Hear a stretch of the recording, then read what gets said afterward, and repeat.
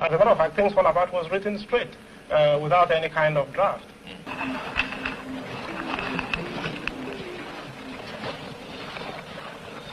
Are you all comfortable? Yes, Yes. Here at the Museum of Nigeria in Lagos, we are sitting with Chinua Achibe, a man possessed of a startlingly original talent in writing.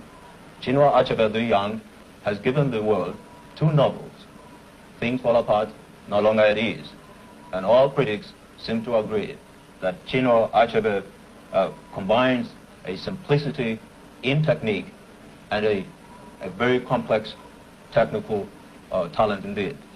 Maybe Wole Soyinka would like to add a few words of introduction. No, I don't think I have much more to add to what you said about Chinua Achebe on the personal level and all the other aspects. I just like to go straight into your work. And I'd like to take as my point of reference, for a start, this last carving you showed me, the carving of Ikenga. Now this represents, as you said, the spirit of manhood, of strength, of real masculine energy in Igbo society. Now, in Things Fall Apart, Okonkwo seems to me to represent the kind of figure in society who is acted upon from within. This is a dangerous question, I know, but does it imply anything in your own personal attitude towards this society which places so much premium on what, after all, may be a kind of the exhibitionist side of, the masculine ego? Does it imply something of your own attitude, the fact that Okonkwo does, by this very personal immersion in this, in this kind of value that he heads for a fall?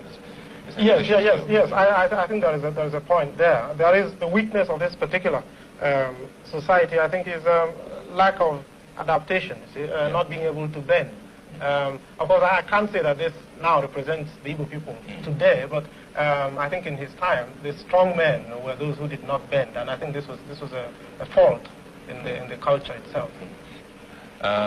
Do you accept the evaluation which has been placed on your style by some critics that there is a kind of almost precise workmanship about it, that it's almost a kind of unrelieved competence as opposed to genuine artistic inspiration, if you like that? Yeah.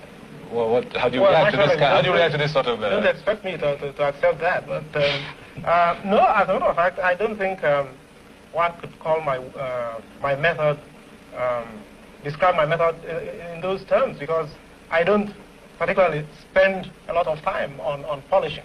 As a matter of fact, Things Fall Apart was written straight, without any kind of draft. So I wouldn't say the critic of the critics. No, I don't object to critics at all. What I do object to is people preaching from a position of ignorance, and this you find quite a lot in the criticisms that are made of our work. Even as I said before, even when they are praising you, you find that this is not really for the right reasons at all. Of course, I'm not saying that they should shut up, but I hate any kind of cultural or literary popes, being set up, people who can pontificate on the real African literature, or the real this, and then you find a lot about words like real or true or valid. And these things, yes, and these words I think are almost meaningless in the context. How do you react to the critic who lumped you, Cyprian Ekwensi, and Honora Nzeku together as an unbeatable treble choice? Now, how do you react personally to this as a writer?